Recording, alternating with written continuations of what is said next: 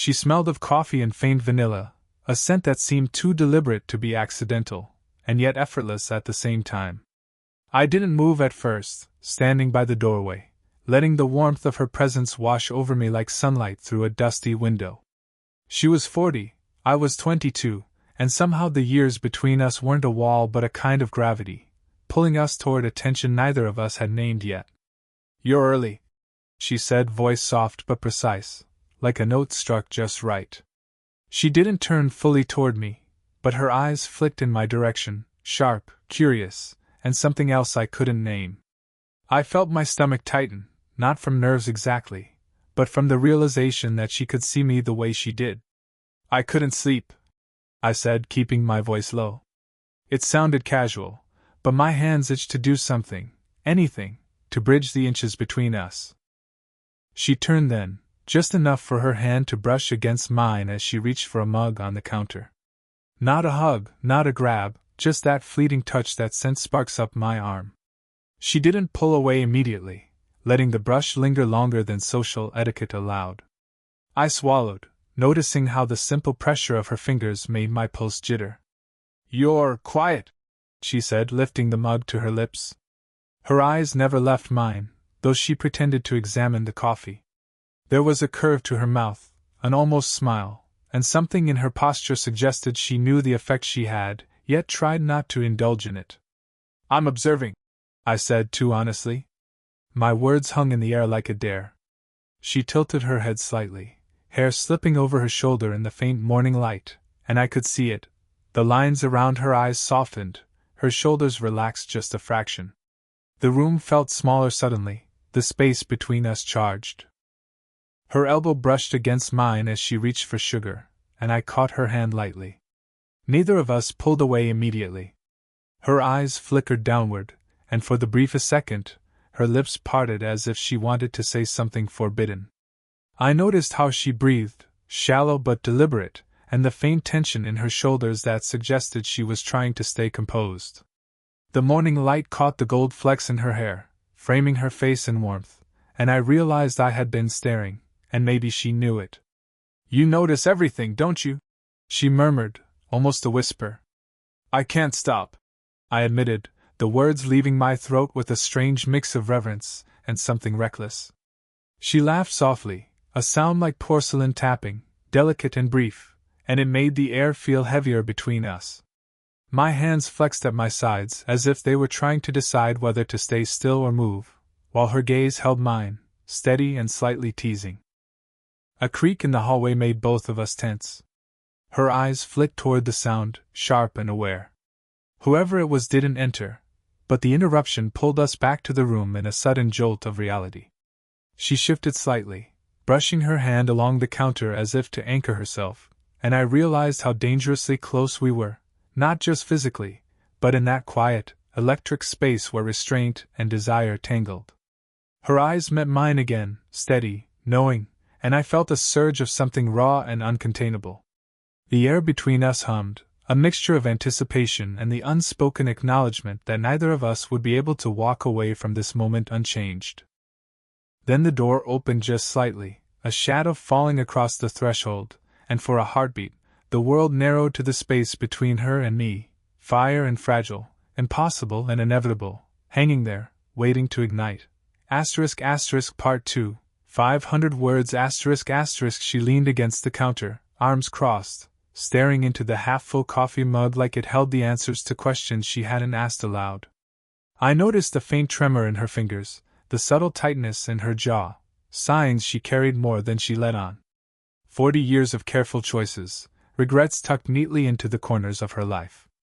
I could feel the weight of it in her presence, the quiet way she moved, as if every step had been measured against disappointment. "I used to come home to silence," she said, almost to herself, voice low. "No one waiting, no one noticing. Just walls." I didn't answer. I didn't need to. I understood that feeling all too well, though mine came from different corners, youth untested, mistakes unspoken, and emptiness that only got louder in quiet rooms. She glanced up at me, just briefly, and I felt exposed in the way only someone who sees the parts of you try to hide can make you feel. "You notice things," she said softly. Things people usually ignore. Her hand brushed my arm accidentally, or maybe not accidentally, and I flinched slightly, though I tried to hide it. I pay attention, I said, careful to keep my voice steady. She smiled faintly, almost wistful, and took a slow step closer. I felt her warmth before she spoke again. It's dangerous, noticing someone like that. I wanted to ask what she meant, but the words caught in my throat. There was danger here, yes, the age gap, the whispers we would never hear, the social judgment that hovered like a storm cloud over everything, but also the danger of giving in. Of allowing ourselves to want what we weren't supposed to want. She shifted, leaning on the counter, bringing her shoulder within inches of mine. The proximity made my chest tighten.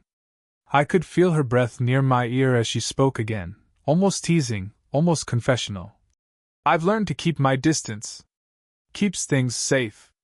Her hair brushed my shoulder when she turned slightly, a fleeting caress that left me feeling both calm and undone. I tried to look elsewhere, to mask the way my hands itched to reach for her, to anchor myself to her presence, but her eyes found mine again, catching me before I could escape. You make it hard to stay distant, she whispered, voice low, a little breathless. My pulse jumped. I swallowed, trying to steady it. I wanted to tell her I felt the same, that the pull between us wasn't polite or reasonable, but real, yet the words felt too fragile, too dangerous to risk saying aloud. Instead, I reached subtly, lightly, brushing a hand against hers as I moved a mug closer. Neither of us pulled away, the contact lingering just enough to send a current up my arm. Our eyes met in silence, long and heavy, and in that pause, all our unspoken words and hidden desires seemed to hang between us, alive and unbroken. No one had to say it. That brush, that pause, that shared breath, it said everything. And somehow, I knew that whatever this was, it was no longer avoidable. The knock on the door made both of us freeze. Her fingers had been brushing mine when I reached for a pen, and suddenly the air between us snapped taut, electric. She straightened quickly, tugging at the edge of her cardigan as if it could shield her from what was happening in the room, or from me. Who is it? I asked, voice low. Just a friend, she said, though the way her eyes darted to the window suggested she was worried it wasn't just casual. I stepped back, giving her space, but the pull toward her didn't ease. She lingered near the counter, just close enough that her shoulder brushed mine when she reached for a mug. That tiny contact made my pulse spike, and I realized how fragile our restraint had become. I'll get it, I said, moving toward the door though my steps were hesitant. She shook her head, a small, shaky smile. No, it's fine. Not yet. Her hand brushed my arm again, quick, accidental, impossible to ignore. My stomach tightened. Every small gesture felt magnified, loaded with meaning neither of us had admitted. The knock came again. Louder. She flinched, stepping just an inch closer to me as if that nearness could shield her. Her hair fell across her cheek, and I caught a glimpse of something raw, vulnerability mingled with desire. My hands itched to lift the strands, to brush them behind her ear, but I didn't. Not yet. A vibration on her phone made her glance down, and her breath brushed my shoulder as she picked it up. The subtle motion, leaning slightly toward me, lingering, left my chest tight. She was aware of it too. I saw it in the slight bite of her lip, the almost imperceptible tension in her jaw. I should, she started, but the words died before they left her mouth. I didn't answer. Didn't need to. My gaze caught hers, lingering, and I felt everything I hadn't said ripple between us.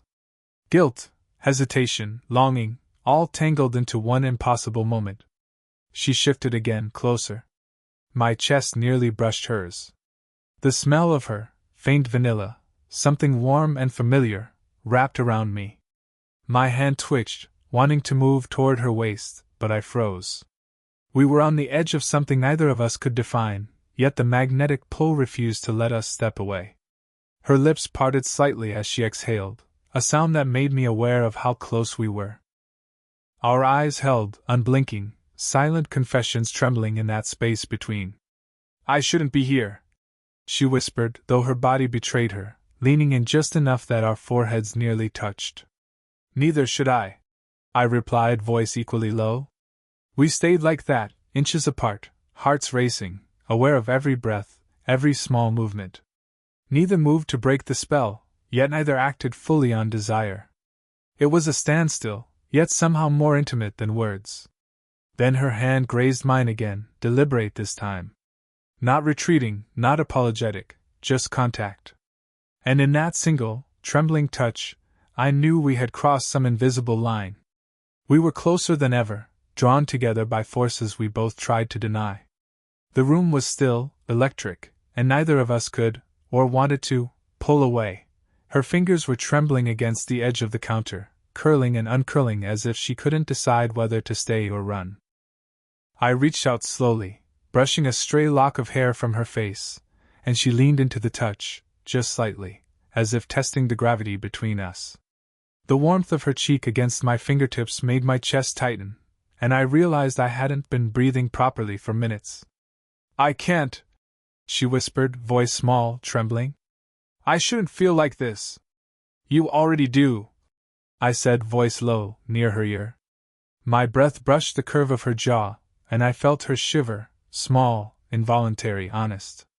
Her eyes widened for a heartbeat, then softened, holding a storm of something she refused to name.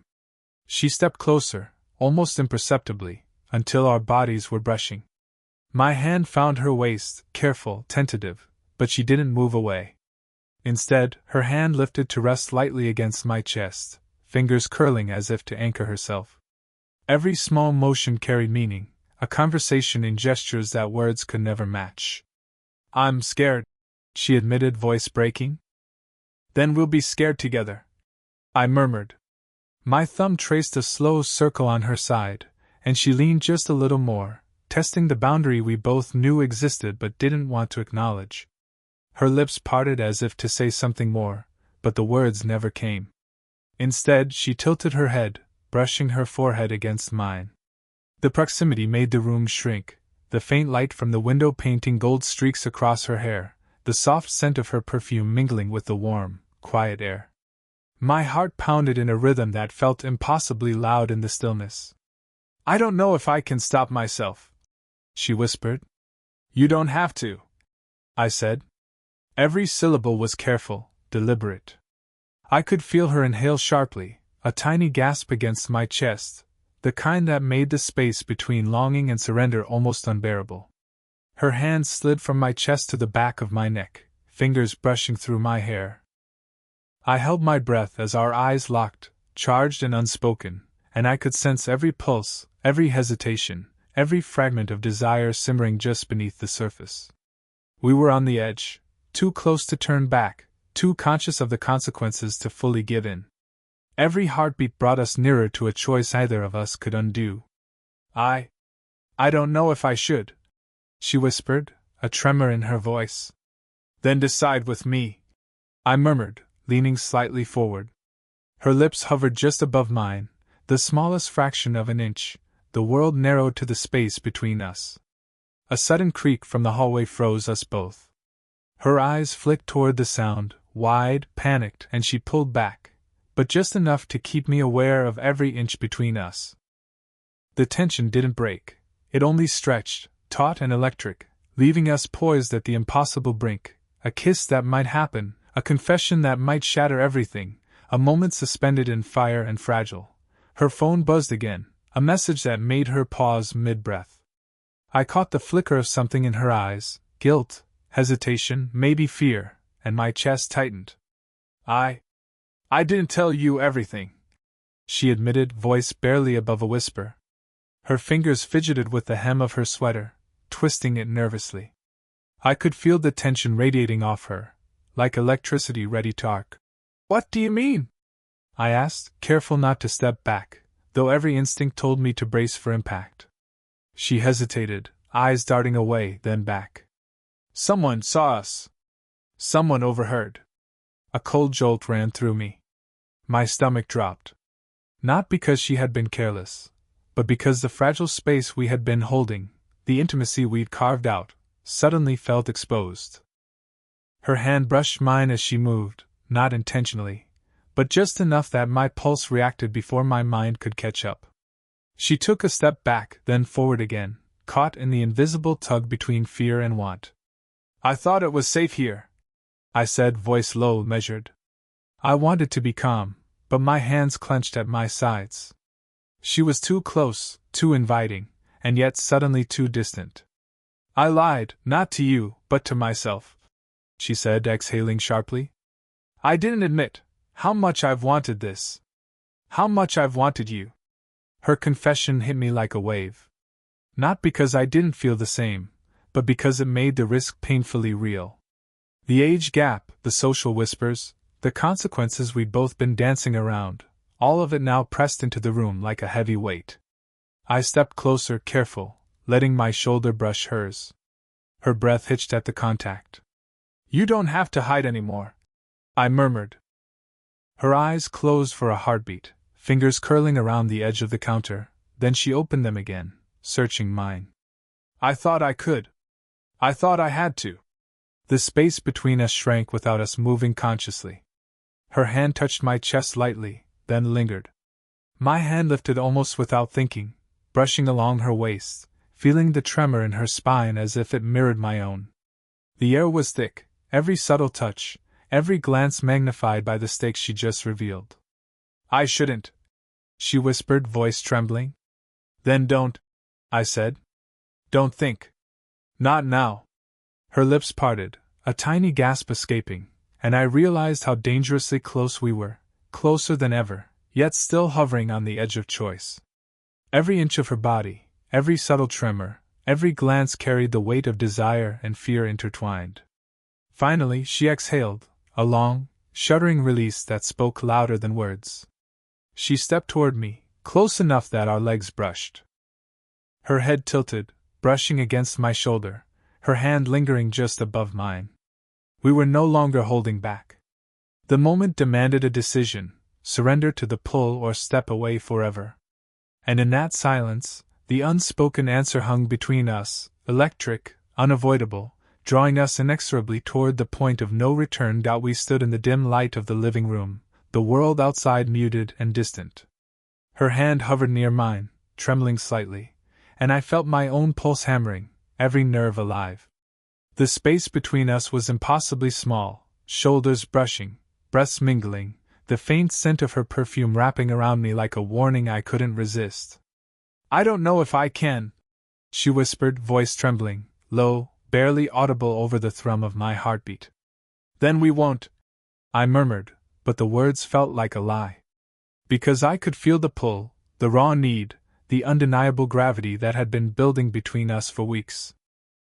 My hand lifted, brushing her hair behind her ear, letting my fingers linger against the curve of her jaw. Her eyes closed for a fraction of a second, a soft shiver running down her spine, and I felt it echo in me. Her hand found mine, fingers curling naturally, tightly, like she never wanted to let go. I leaned closer, careful, tentative, letting the warmth of her body ground me. We didn't speak, didn't need to, our breaths and the tension in the air were conversation enough. "I'm scared," she admitted again, this time with a whisper that trembled against my chest. "So am I said. "But I can't step away anymore. Not from you." She tilted her head, our foreheads touching, eyes locked. The small brush of her lips against mine, not a kiss yet, just the teasing promise of one, made every rational thought slip through my fingers. I could feel her heartbeat against my chest, fast and uncertain, mirroring my own. "People will judge," she murmured. The quiet of the apartment felt different now, softer somehow, like the air had shifted to make room for what we'd finally allowed ourselves to feel. She leaned into me on the couch, her head resting lightly against my shoulder. My arm settled around her, fingers lacing with hers, warm and steady. The world outside no longer pressed in. The age gap, the whispers, the what-ifs, all of it had fallen away in the wake of what we had chosen. "I didn't think this was possible," she murmured, her voice low, tinged with disbelief and relief. "You didn't have to think," I said, brushing a gentle hand along her hair, feeling the soft weight of it against my fingers.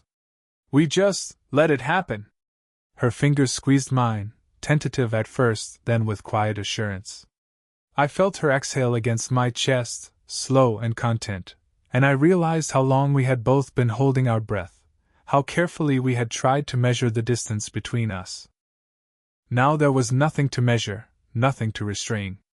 She shifted slightly, tilting her head to press her forehead against mine. I closed my eyes, savoring the simplicity of that touch, the small electricity of skin on skin, the way it grounded everything we'd been through.